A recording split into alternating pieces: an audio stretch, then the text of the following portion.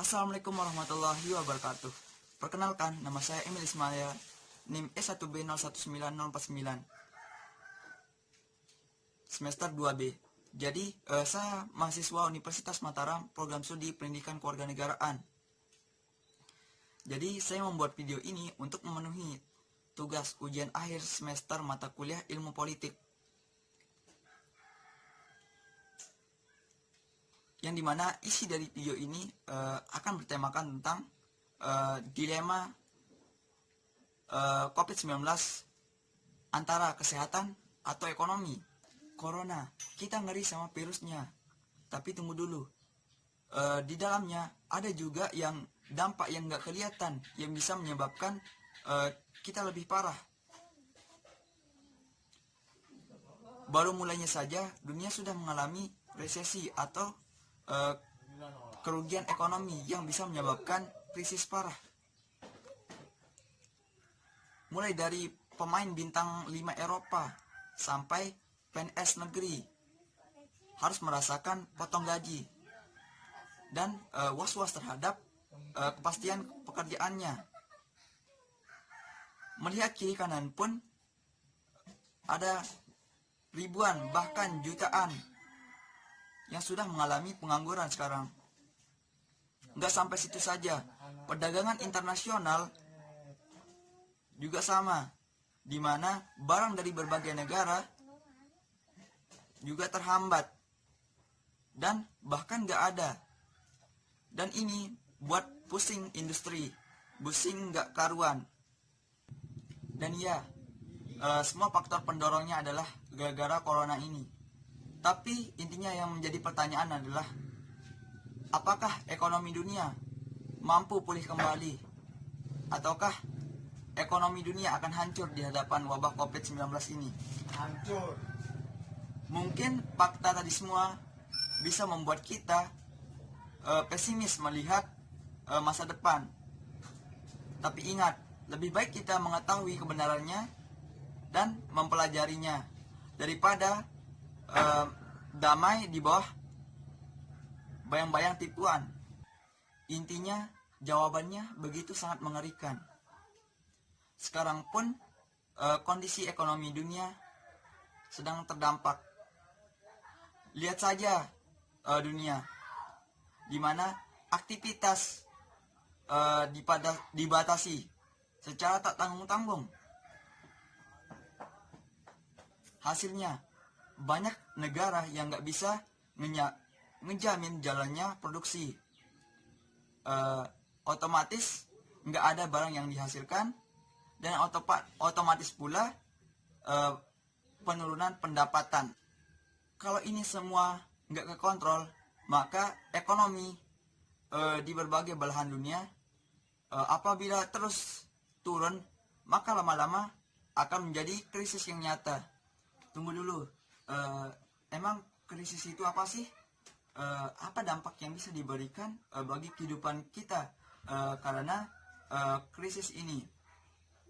Jadi kita masih mengerti walaupun sudah dipastikan krisis menurut pendapat para ahli. Meskipun pendapat para ahli ini berbeda, ada yang ngebandingin dengan krisis ekonomi tahun 2008. Dan juga ada yang membandingin krisis ekonomi sekarang dengan krisis ekonomi tahun 1929, di mana krisis yang terjadi pada tahun 1929 ini adalah krisis yang terparah yang tercatat dalam sejarah. Buat yang belum tahu, krisis tahun 1929 ini mencapai 25%, di mana diibaratkan ketika kita mengunjungi tetangga, setelah melewati 3 rumah, maka kita akan menemukan satu rumah yang keluarga pengangguran, yang entah akan makan apa besok. Contoh krisis ekonomi lain seperti terjadi setelah puluhan tahun setelahnya, di mana tepatnya pada tahun 1997. Faktornya adalah menguatnya dolar Amerika terhadap mata uang Asia, Dimana waktu itu menguatnya dolar Amerika itu 8 kali lipat. Bisa kita ibaratkan sekarang biar kebayang, bila kita membeli HP mahal seharga 20 juta, itu akan melonjak sebesar atau seharga 160 juta. Gila banget gak tuh? Dan gara-gara krisis ini, negara kita Indonesia, satu negara menjadi bergejolak, di mana menguatnya dolar Amerika tersebut menjadi salah satu bensin yang membuat suram sejarah pada waktu itu. Tapi ya layaknya sejarah yang terus mengulang dirinya. Kali ini resesi, penurunan ekonomi ada di depan mata lagi. Tapi kita masih bisa berharap untuk resesi ini atau penurunan tingkat pendapatan ekonomi ini tidak terjadi selama bertahun-tahun. Ini bisa menyebabkan bukan hanya resesi, tapi bisa menyebabkan depresi ekonomi. Perlu diketahui ataupun digarisbawahi sekalipun bahwa yang menyebabkan perbedaan krisis pada tahun-tahun yang sudah saya jelaskan tadi, bahwa pada tahun ini yang menyebabkan krisis adalah akibat wabah pandemi COVID-19 ini, di mana kondisi ekonomi tergantung terhadap kondisi kesehatan publik. Nah, disinilah letak dilema kita dan pemerintah untuk langkah-langkah apa saja yang bakalan dikeluarkan untuk menangani kondisi tersebut. Jadi, dalam keadaan sekarang yang sangat terdampak ekonominya, sangat membutuhkan kita, dan melihat ini semua sebenarnya masih banyak yang bisa kita lakukan untuk membantu mereka. Hal yang dapat kita lakukan bagi orang-orang yang terdampak adalah seperti berbagilah informasi nyata, bukan informasi yang hoax. Berilah lebih kepada tukang ojek, tukang sayur, dan warung-warung kecil di sekitar kita. Dan sediakan perhatian dan kebutuhan untuk tenaga medis sebagai garda terdepan.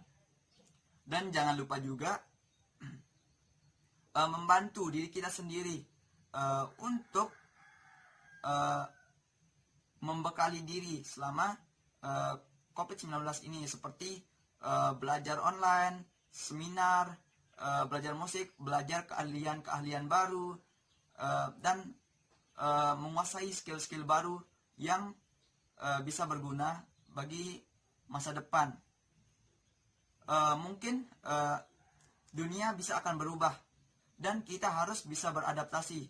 Maka dari itu, mari di tengah waktu kita yang di rumah aja ini, kita sisakan untuk memperkaya wawasan kita dan menguasai keahlian-keahlian baru. Seperti biasa, terima kasih.